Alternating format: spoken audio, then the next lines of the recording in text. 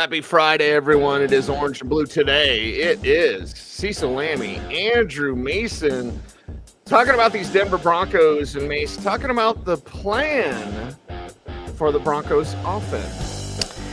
Yeah, because it may not be as, how shall I put this? It may not be as full throttle early as perhaps one might expect, and that's okay. Right. This thing may open up in steps. It may kind of be a little bit deliberate in how much of the menu we see offered. Right. We may not see the entire menu right away. And that's I like okay. using that word deliberate. Yes. You know what I mean? There's a plan here. There's a plan that Sean Payton has alluded to. There's a plan which I guess we can anticipate, and that's what we'll do on this show here on. Hopefully you're having a happy Friday. Again, Cease and Mace here to talk a little Broncos with you and to talk about what this deliberate plan could be. Yeah, and we're going to talk about this specifically in terms of Bo Nix, although I think we can also maybe say this may involve the offensive line as we see the inclusion of wide zone principles being installed. And as you and I have talked about, and I think most people watching this show know, because of how collaborative wide zone is, getting it right takes some time, and there's going to be an adjustment process involved. You know, Adam Troutman's offered the indication of how committed this unit is to it. Mike McGlinchey has alluded to how it does take time to get right, and certainly he knows that from his time with the San Francisco 49ers. So because of that, this thing may not look as optimal early as you'd like it to, but this specifically also is about Bo Nix's development as well. And Sean Payton offered a very interesting answer on Thursday that I think is something worth diving into as we kind of talk about what to expect from this offense in the first part of the 2025 season. Let's listen to Sean Payton talk about that, and then we'll dive into it. Here's Sean Payton. Early in the season, be careful. There's not too much. Let's get to the things that we as a group offensively do well, the things that he really feels comfortable with, and there'll be, a few twists based. Each team has a different defensive structure, but I think the mistake would be this large jump in volume, and again, it's never about the amount. It's the details within each play. And so the details for Sutton, Bryant, Frank, it's the details with everyone. And so he can move as that group can move. And so we always talk about painting the picture for the Q. And we might love a play, and yet are we there yet at tight end or receiver? And we just got to make sure that we're moving. We're still a young offense. We're experienced in the offensive line, but I think that's something that's important, especially early in the year. There we go. There's your clues right there, everybody. Yes. And I'm okay with that. I am too. Focus on what you do best right now and what you're capable of, and continue the process. I mean, I think that is the thing. This is a process, and sort of accept that you're not all the way there yet. Do what you do best. But like he said, they're a young offense, and I mean, he talks about the receivers. Okay, Cortland Sutton has 7 years experience going into his 8th year, but Arv Mims Jr., 3rd year, Troy Franklin going into his second year, but didn't play all that much last year, and Pat Bryant is a rookie. So these are things that are going to take some time. Evan Engram is a veteran, but it's his first year in this system, and it's his first year with Bo Nix. So all of these things, I think, factor into that it's not going to be all the way there. And I think also when you listen to that response, it probably offers another layer to why this offense has not looked as elegant as I think people hoped it would out of the box in training camp and the preseason.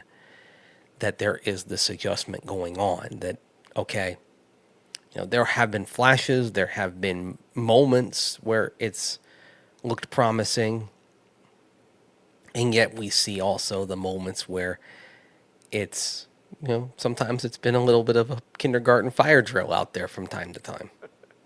Right. Yeah. But that's okay. He said they're a young offense. Yeah. And I know that we're professional broadcasters, Mase, but I've got some of my first shows still recorded, radio, podcast, and everything. And you know what they are? Terrible. Yeah. Oh, gosh. It takes time. It takes reps. And this system now with more wide zone concepts, it is about the details. And I like the way he said, paint the picture for your cue. Yeah. Well, he says that a lot. That's one of his phrases. Like, I think we could probably start putting together a Sean Payton glossary. Okay.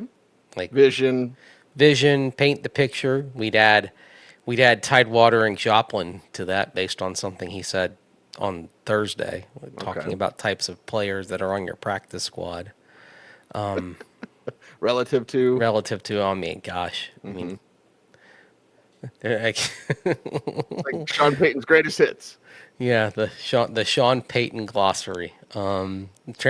Decoding Sean Payton. That's there could almost be a show about decoding the coach. That almost sounds like a book you should write. Decoding Sean Payton. Yeah, I mean, maybe he'd write the foreword to that. Relative to. Yeah, gosh. Yeah, he has his phrases that he leans on. So, but he'll tell you stuff like he told you on Thursday. Yeah, he'll drop things in there. I mean, that was the interesting thing about this. Like he basically put out there that it's the menu's not going to be all that. It's not going to be as expansive as perhaps as it will be probably in the back half of the season. That early on, it's not going to be all there. This is okay. This is part of the growth process. And I think if you want this to work, if you want this to be successful, if you want to play winning football, and that's to use another Sean Payton phrase about the race to get better, and he dropped that in this week. The race to get better in the first part of the season when it's not all there because you don't have as many preseason reps as you used to, because even in training camp you can't do all the things that you used to because two-a-days are a thing of the past, right? You're limited in the scope of work that you can do. No live tackling. Yeah, so because of that, there's only so much of a level that you can reach in terms of your summer preparation before you actually start playing the games that count. And as a result, there are going to be some false positives in the parlance of Vic Fangio, but these games still count. So, in other words, there will be some outlier results in these games, but can you get the results you need in these games, because these men might end up making the difference. Like if you can do well in these games before you are formulated into all that you can be. I mean, let's say you manage to go 3-1 in the first four before this team is a fully formed unit. That'd be terrific. I mean, last year this team made the playoffs despite starting 0-2 because it started to round into form after that. It did. Fortunately, by week 3, we started to see what this team could look like, even though there were some further bumps along the way. I mean, certainly, like in the Charger game in October, that was a reminder of how far this team still had to go. Right. In 2023, remember this team started 1-5. The bad start, was. The bad start lingered a while longer that year. 1-3, and then it, went further into October. So, if you could come out of this month of September 3-1, I mean, I think you'd be feeling great about yourself. Yeah. I mean, even like 2-0 in the first couple of games, I think you're feeling pretty good anyway, because that means that you've succeeded. You've already had success where you failed, because this team, start there. If you just kind of start with those first 2 games, yes, you're playing lesser opposition, and you're in a better situation than you have been the previous two seasons. I was going to say lesser opposition, but in 2023, when you opened with the Raiders and Washington at home, that was an opportunity to start 2-0, and you started 0-2. Now, it was the first year of Sean Payton, and there was definitely a transition period. Sure. And this team should be better than that 2023 team, but that was a chance to get off on the right foot. And you and I talked about that at the time, and this team fumbled it away. I'd like to think this team is much better prepared to capitalize on a chance to start 2-0. I would also say that Indianapolis in week 2 is a tougher foe than the Raiders or Washington 2 years ago at home. So, but Tennessee is probably the most benign opponent the Broncos have faced in the first couple of weeks of a season in the last 3 years. You need to be able to get that game. Yeah. And if the Broncos don't get that game, it's going to be uncomfortable around here. Yes. If the Titans come in and win that game, I would not want to be Broncos players coming in that week if they don't get that game. Right. Well, I feel like we're throwing up an alert today for Broncos Country out there, Mase, because it's gonna, with a younger offense, there's going to be some struggles offensively. Mm-hmm. So, and I don't think there's really a date. For example, I've given RJ Harvey until week 6. RJ Harvey's got a lot to learn. By week 6, I want to see him really flourish there. I can't say by week 6 this offense will be gangbusters. I just know that it's going to take time, but you've got to get them while you can, because as you mentioned, these early games, let's say, for example, that Chargers game in week 3, you drop that one because you didn't beat LA last year. Yep. Then you get to the end of the year, it's like the Broncos are competing for a wild card spot, and they lose to the Chargers because of that tiebreaker. This is how important these games are early on. Yeah, you kind of hate having that Chargers game so early when you're still in your formative period. Yep. Now, that being said, the Chargers are doing some adjusting as well, because they're adjusting to life without Rashawn Slater at tackle. So everybody is trying to figure something out. Again, the race to get better.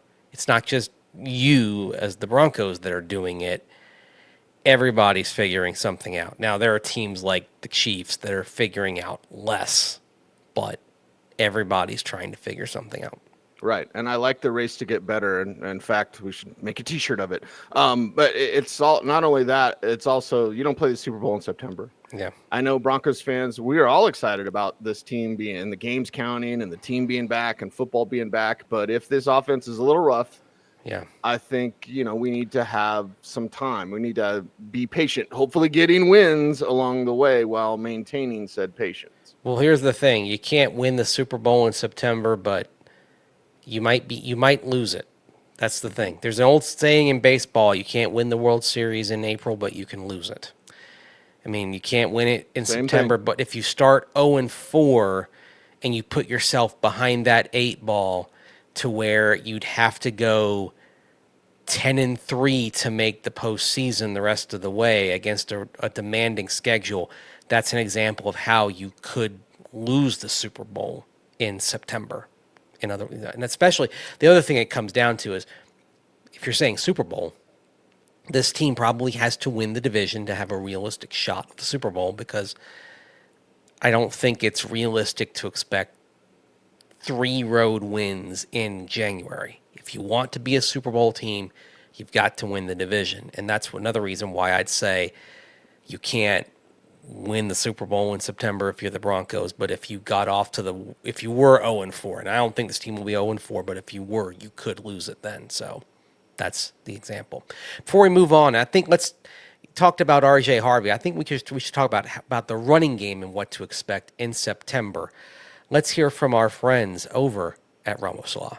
Today's episode of Orange and Blue Today is presented by Ramos Law, the official injury law firm partner of the Denver Broncos. Ramos Law was founded by Dr. Joseph Ramos, an attorney and ER doctor, to provide exceptional care to those injured in accidents. With a unique understanding of both medicine and law, the Ramos Law team is built to fight for you every step of the way. Experience the Ramos Law difference. Contact them today at ramoslaw.com. So do you think this team will be a little more run heavy early as it tries to find its way with what Sean Payton was saying about Bo Nix and kind of the menu for him and painting the picture around him early? Yeah, I'm excited about that too. One, they need to be that. We didn't see J.K. Dobbins in the preseason. I've got no worries about Dobbins and his performance and his ability. But yeah, it'd be nice to see, and I'm not going to say 20 carries, but if J.K. Dobbins could get a healthy 15 carries in that opener, a little bit more working in R.J. Harvey, and I think that intent, really when you want the completed project, paint the picture, right? Yes. That base foundation, and I'm not great with color, although I'm an artist. You want to lay that base foundation. I feel like Bob Ross, right? Yeah. To get onto those happy little trees, you must first have your foundation on your canvas. That, to me, is the ground game. In order for this thing to click the way we want it to click, in order for the Broncos offense to be as dangerous as we want this Broncos offense to be, your base layer has to be that ground game. So they need to work it out as much as they can, especially early on. And as things come together, that's when you start introducing more as the offense goes along. Yeah, and I think a magic number that you're going to want to get the running backs to maybe 30 touches. Mm-hmm. I'm thinking 14 for J.K. Dobbins, 10 or 11 for R.J. Harvey, 4 or 5 for Jaleel McLaughlin right out of the blocks. And then then I'd say if I'm making a guess today, it would be that Tyler Bidet would be the kind of the odd running back out, inactive, if you're kind of making a decision.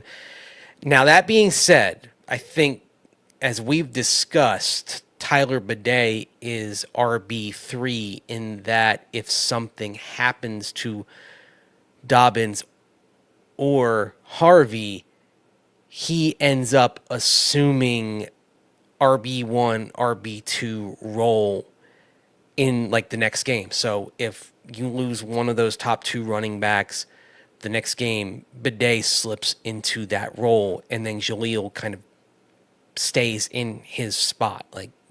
Again, you and I have talked about this, and I think basically that's what happened. You and I talked about this, and we said the question is going to be whether Tyler Bidet is on the 53 or not, but it appears to be trending kind of exactly as we described, where Jaleel's in his own box and Tyler Bidet is RB3.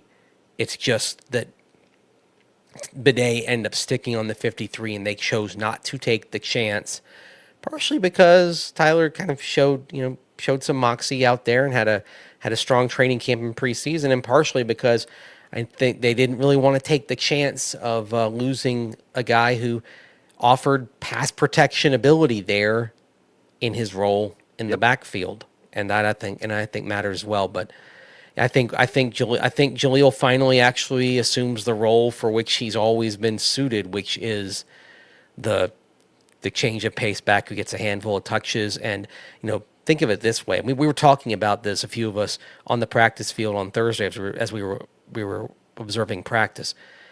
You get an opponent tired on a drive, and then you throw Jaleel out there and get him the ball. Like if you see the Titans huffing and puffing, 3 or 4 plays into a drive, and then that's where you throw Jaleel McLaughlin in and throw the speed at them when they're gassed.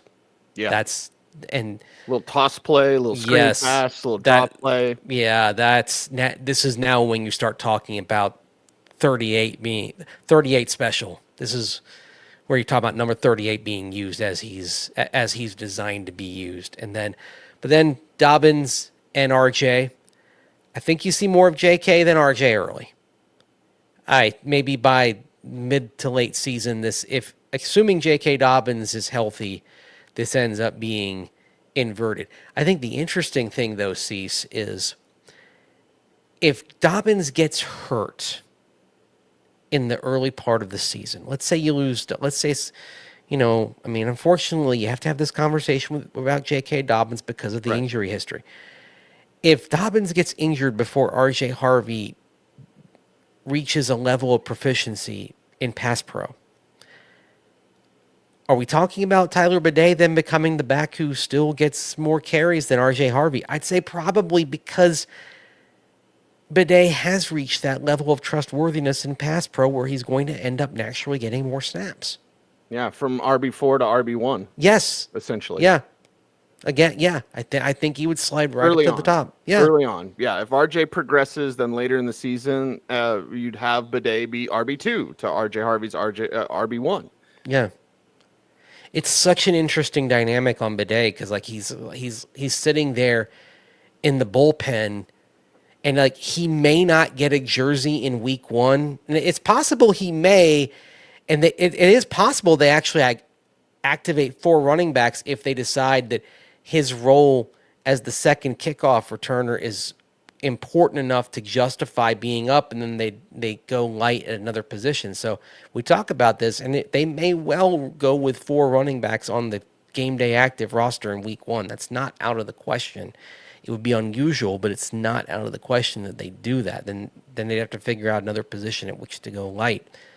But if he is inactive in week 1, I mean, here's a guy that may go from not getting a jersey in week 1 to potentially having some games where he's one of the 3 or 4 most important Broncos on the field for a game. Mm-hmm. That is legitimately what you could be talking about with Tyler Bidet this season and the arc of his campaign.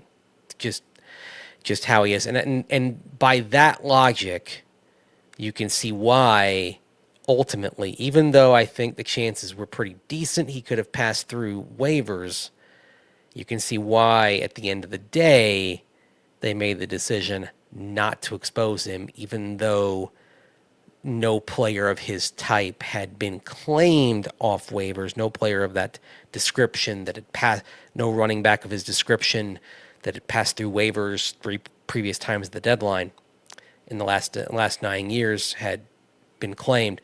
You can see why the Broncos did not want to roll the dice, because they probably took into account the fact that there may come a point where we have to lean on this guy. Do we really want to take the chance of losing him? Yep. Especially when you're going to lean so much on that ground game. My final thoughts on this, Mase, have to do with that game 1, as you mentioned. And I like the way that you put the touches for Dobbins, RJ, and Jaleel. Yeah, I think that's more important than carries. Sorry, Cease, but I think it is more important than carries. But let me toss this one at you. Sutton's going to do his thing. Ingram's going to do his thing. Your third receiver is probably going to be a back. And I think in week 1, you're going to see, and it might be your 3 backs have more than your next options of receivers not named Cortland Sutton and Evan Ingram. Oh, I think if you put them together, absolutely. I think most weeks, if you put the running backs together, they're your third target. Mm-hmm. I'd say that happens most weeks. But if you're talking about among the receiving core, who's 3 behind Sutton and Ingram, I mean, that's probably it's kind of a moving target. If it's touches, probably does end up being Mims most weeks because we talk about him. You probably expect Mims to get a couple of carries a week because I think you're going to see the Broncos continue to be intentional about getting him the ball. And I think there are some wrinkles on Mims that we didn't see in training camp that I think they're going to be working on. Now, that being said, it depends on the state of his groin. Right. If he's not out there for practice next Monday, next Wednesday, then the plan changes a little bit. We'll find out. We'll be out there on Monday to take attendance. If it's like it was last year on Labor Day, we'll be out there to check it out and see if he's there or not. That's, if you're thinking about what's going to be the big Broncos news on Labor Day, it'll be whether Marvin Mims Jr. is on the field or not. Wouldn't Mims' groin also affect the math on Bidet with the return Possibly game? that might be the case because you are looking with you have 5 wide receivers and 5 guys at wide receiver. I like to do the burger thing, and you are looking at all 5 of them being up. So you're not looking at an inactive wide receiver because you only kept 5. So that's actually interesting to think of. If Marvin Mims Jr. is inactive, that's where your spot could pretty easily come from. But if Mims is healthy, then you probably have to find it from somewhere else if you want to have Bidet up. And who knows where it might come from. I mean, it could come from other spots on the it could come from other spots on the roster, but I mean, we'll see. These are tough decisions. This is why I wish that I wish you didn't have to deactivate any guy. I hate the inactive rule. Like, to me, it's just You made the 53. If you make it 53, this is just one of those old school things that goes back to when rosters were smaller. Like, they got some fuddy-duddies on the competition committee that keep this stupid thing alive. Just activate every player you've got. Yeah. Yeah. You made the team. What are we doing? The antiquated system here. What are we doing here? Come on. Give everyone a jersey. I mean, they changed the quarterback rule. We're not going to see Brian Mitchell playing quarterback anymore. So, They keep some silly things alive in this sport, Cease. That they do. All right, Mace, it is a Friday. Happy Friday. Everyone has a happy Friday. Has and a great happy Labor Day weekend. Happy weekend. Happy long weekend. The unofficial end of summer. For all practical purposes, the end of summer because a lot of pools close after this. Right. Yep, so enjoy your Labor Day weekend. And next week we've got game prep. We've got locker room. Oh, it's back to normal. Back to the rhythm. Back to the routine of football season. Yes, it's on. Yep. Here we go. Let's do this thing, my friend. Let's do it. Let's flip and go, Broncos. He is Andrew Mason. I am Cecil Lammy. It is Orange and Blue today. We love what y'all have done for us here on YouTube. Mace, how can folks further help us out on our YouTube channel? Like, comment, share, subscribe, hit that notification bell so that you